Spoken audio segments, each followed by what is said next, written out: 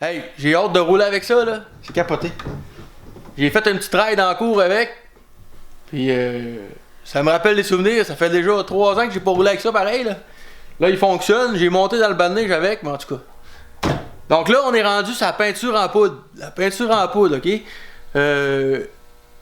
Je vais vous montrer les étape par étape, la façon que je fais ça, quel kit que j'utilise, les poudres, où est-ce que je les prends, les poudres qui se trouvent être la peinture. Mais on parlera pas du four, parce que le four, je l'ai fait dans une autre vidéo. Donc je vais vous mettre le lien en bas. Si vous voulez voir la façon que j'ai construit mon four, ben, vous allez tout voir. Vous cliquez sur le lien, il y a une autre petite vidéo là-dessus. Fait que c'est ça. Est-ce qu'on commence? Oui, monsieur, c'est parti.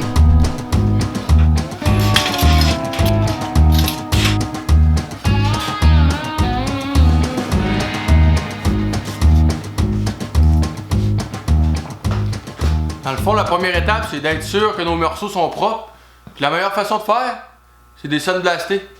Les sandblasts, après ça, t'es sûr que t'es sur le faire, puis t'es prêt.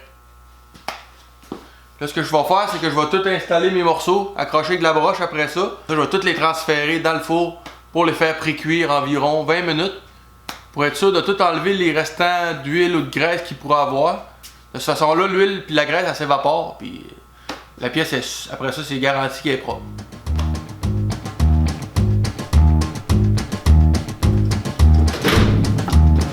Là, dans le fond, je réutilise la broche usagée que j'avais déjà utilisée pour attacher les ailes. Ça fait juste bien pour ça. Je me fais des petits crochets pour être sûr de ne pas l'échapper, assez haut quand même. Puis tout ce qu'on a à faire, c'est juste l'accrocher comme ça. De cette façon-là, le champ magnétique il va passer par la pièce, puis on va être correct. Je fais sûr qu'il n'y a pas d'extra de cochonnerie que j'aurais pu ressalir là. Puis pas plus compliqué que ça.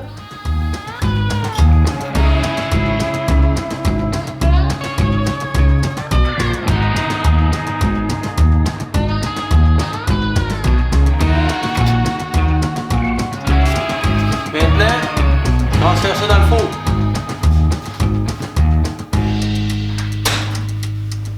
Donc là, on attend 20 minutes, on les fait préchauffer pour être sûr que toute l'humidité s'en aille, puis que tout les restants de gras et tout ça s'évapore.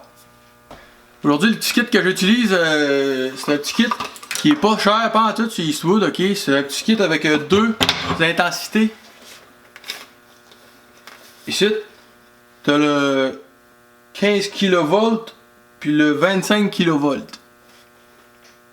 High voltage puis low voltage. Dans le fond, il y a des fois que ça dépend de la position où ce que tu en envoies ou la pièce, la grosseur de la pièce. Fait que tu mets ça en position 2 pour avoir plus de magnétisme ou moins de magnétisme. Il y a des fois dans les coins, le magnétisme fait du bombardement, puis il est impossible, on dirait, d'aller mettre de la poudre dans le coin, donc on baisse le voltage. Ça, je vous dirais, là, c'est à force de pratiquer, à un moment donné, on vient qu'on pogne des trucs.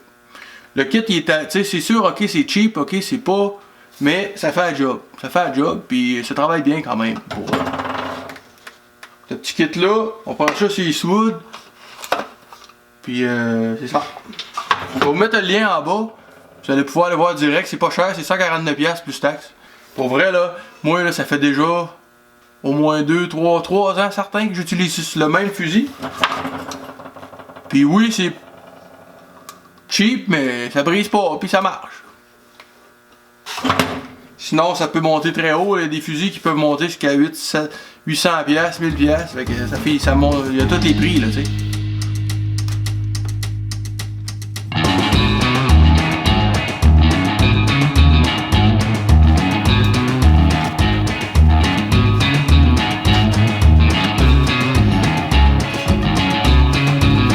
Là, maintenant, tout est sorti. Il faut pas rembarquer la peinture direct quand c'est chaud comme ça, parce que quand on applique la peinture à fond, tout de suite, puis on dirait qu'on sait plus ce qu'on vient, qu'on est rendu. Ça nous donne tendance à en ajouter trop. Puis c'est pas bon, là, trop de peinture, c'est pas mieux non plus. Là.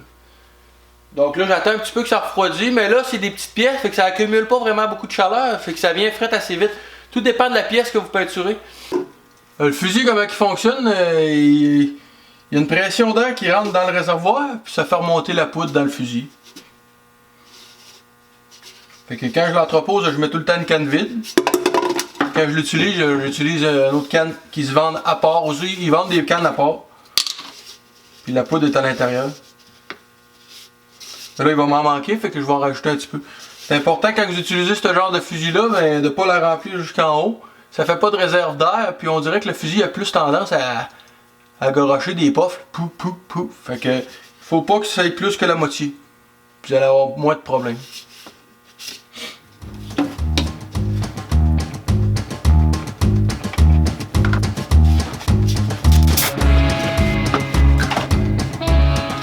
La pression d'air utilisée, c'est environ 12 livres que j'utilise. C'est vraiment pas beaucoup, c'est rien que pour dire qu'on a un petit fiume pour envoyer la poussière. C'est vraiment pas beaucoup pour eux. Ok, t'as un petit piton pour actionner. Quand tu peintures, tu pèses là-dessus. Puis le champ magnétique il se fait. Fait que quand tu peintures, tu pèses là-dessus en même temps. Fait que t'as le fusil d'une main, puis t'as le piton sur le bord, puis là tu y vas avec ça. Si tu veux avoir plus de courant, là, tu le mets à high voltage, puis low voltage. Tout dépendant de la pièce. Ça, je vous dirais, là, c'est à force de pratiquer, à un moment donné, vous allez l'avoir. Faut en faire, puis maintenant on pogne le twist.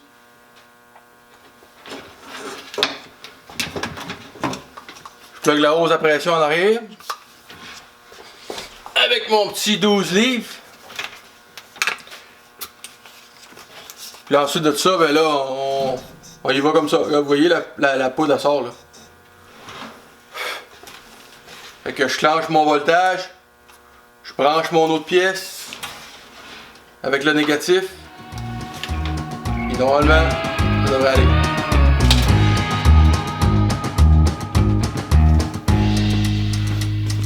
Fait que là, c'est le temps de peinturer.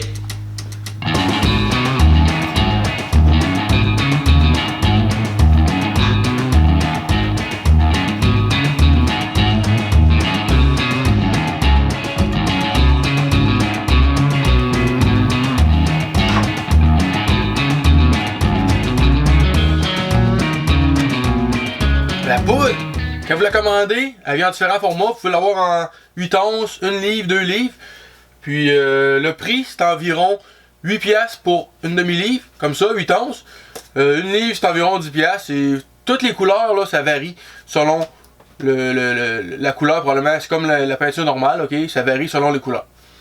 Au début, il envoyait ça avec des petites bouteilles comme ça. À ce temps, il envoyait ça avec des sacs. Moi, j'ai plein de couleurs, ok? Il y en a que j'ai même pas essayé. J'ai acheté du Candy, du anodisé, du Wicked. Wicked, là, c'est comme les moteurs d'Harley, là, c'est tout comme craquelé. En tout cas, j'en achète pour le fun, puis je les essaye, gars, j'en ai plein. J'ai déjà essayé une autre compagnie aussi, Powder 375. 365, excusez. Puis, eux autres, ils ont des couleurs spéciales, plus commerciales, un peu pour les Harley, puis tout ça. Le problème, c'est que ça coûte trop cher de shipping, mais ils sont pas plus chers vraiment, c'est aussi bon. Vous pouvez mélanger avec le fusil. Le fusil, il prend toutes les sortes de poudre, anyway. Avec une demi-livre, vous pouvez faire 10 à 20 pieds carrés. C'est quand même pas mal, ok? Avec un petit pot comme ça, je suis bon pour peinturer 3 roues complètes d'auto. En dedans, dehors, c'est quand même bon, là, pour 8 piastres, c'est pas cher. Les spécifications de température de cuisson sont toutes écrites sur le pot. Ok, et Eastwood, eux autres, ils recommandent que le préchauffage est fait à 350 Fahrenheit pendant 20 minutes. Ensuite de ça, la couleur 400 Fahrenheit. Puis le clear 375 Fahrenheit. Fait que selon les couches que vous ajoutez, vous baissez la température. Puis encore là, ben, ça varie selon les couleurs. Okay? Vous pouvez aussi acheter des petits kits pour vous aider. Ok, là, c'est ça, c'est des genres de suces de rubber. Ok, haute température. Ça vient un petit kit comme ça. Oh, un petit peu. Toutes les couleurs, toutes les grosseurs. Fait qu'on rentre ça dans le trou où il y a des filets. Comme ça, la poudre, elle va pas là. Ça nous évite de zigonner après pour essayer de nettoyer les filets pour visser nos vis. C'est un beau petit kit, ça coûte pas cher. Je pense une vingtaine de pièces. Puis ça complète bien pour quand on fait des pièces. Exemple, ma transmission, j'ai mis plein de petites suces comme ça dans les trous pour éviter que ça endommage les filets. Encore un autre 20 minutes. Faut attendre un autre 20 minutes. Puis après ça, tout va être prêt. Après ça, là, il faut pas toucher les pièces tout de suite. On dirait que la peinture elle reste molle un peu. Fait qu'on la laisse là. Moi, je touche pas aux pièces, je les laisse faire. Le temps que ça durcisse. Même, je peux dire un bon 7-8 heures, là, on y touche pas pantoute. Parce que sinon, même si c'est refroidi complètement, on dirait que ça reste quand même touché. Au toucher, ça reste collant un petit peu. Puis on peut même laisser nos empreintes de main dans la peinture tellement que ça reste mou. Donc on laisse ça à refroidir complètement, on laisse ça durcir. Puis après ça, c'est top shape, c'est dur, puis c'est parfait. Il y a beaucoup de choses faites avec ça, pour vrai, laveuse, sécheuse. Il y a beaucoup de patentes qui sont peinturées avec ça parce que justement, il n'y a pas de perte. Puis ça peut aller dans tous les raccoins. Tout ce que ça demande, c'est un chauffe-eau.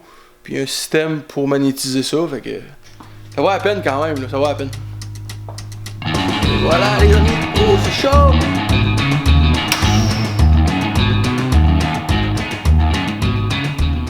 Donc là on peut voir tous les morceaux sont peinturés. Tout est sec, ça fait à peu près 8 heures que ça a séché. Fait que là je suis certain que la peinture est dure, on peut y toucher, puis il n'y aura pas de problème. Donc c'est ça, puis, ok, on peut voir là, tout est super bien peinturé. Ça résiste à tout, là. Ça, c'est blindé dans le fond. C'est bien plus simple. J'ai pas de nettoyage à faire de fusil. Je peux en mettre partout. Tout est enveloppé. C'est sûr que ça rouillera pas. Les pièces, regarde, sont toutes belles, noires, lustrées. C'est pas. Il y a beaucoup de grades de couleurs, ok. Il y en a qui ont plus de clear, moins de clear. Mais celle-là, c'est genre. Ils disent que c'est illustré, mais ça pourrait être mieux un peu quand même. Tiens, j'avais des morceaux qui étaient rouillés pas mal, je sais pas si on voit les bosses dedans. Puis j'ai juste peinturé direct par-dessus en fait, là. Rien de compliqué. Puis ça va durer là, pendant des années, c'est certain. À cette heure, comment ça coûte tout ça? Combien ça coûte? Un petit kit chez Eastwood, vous avez dual voltage, c'est environ 149$. Fait que c'est pas cher pareil là. Je vous suggère de prendre lui parce que là, un voltage, dans le fond, c'est que des fois, il y a des pièces que vous allez être restreint. Puis pour 40$ de plus, ça vaut la peine quand même. Ils vendent des kits aussi avec un petit four, avec des peintures, tout ça. Je vous mets le lien en bas. Vous allez pouvoir voir par vous-même que c'est pas cher pas en tout.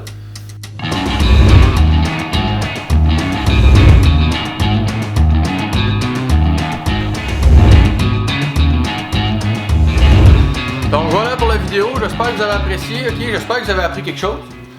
La peinture en poudre, là, j'utilise ça très souvent, pareil, là, je trouve que c'est plus rapide, ça salit pas, ben, ça fait un petit peu de poussière, là, mais ça sent pas fort, c'est très résistant, tu peux en mettre à peu près sur n'importe quoi, ok, j'ai fait des roues avec ça, j'ai fait toutes sortes d'affaires, ici, une roue en alliage aluminium, je sais pas trop, casting, je sais pas quoi, aussitôt que tu es capable d'avoir un certain magnétisme, le statique, ça fait que la poudre elle se colle après ça.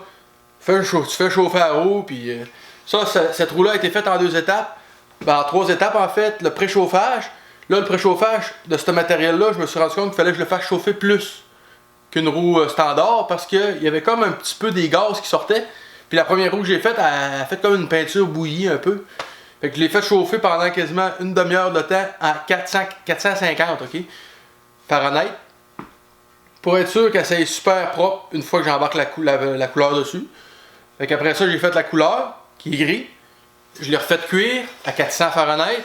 Puis après ça, j'ai ajouté le clear. Le clear qui a été mis par après. Puis ça, la température est plus basse. Selon les bouteilles, c'est écrit dessus.